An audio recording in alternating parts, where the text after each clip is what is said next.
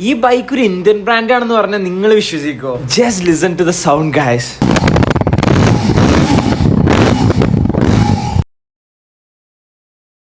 How's the bike, bro?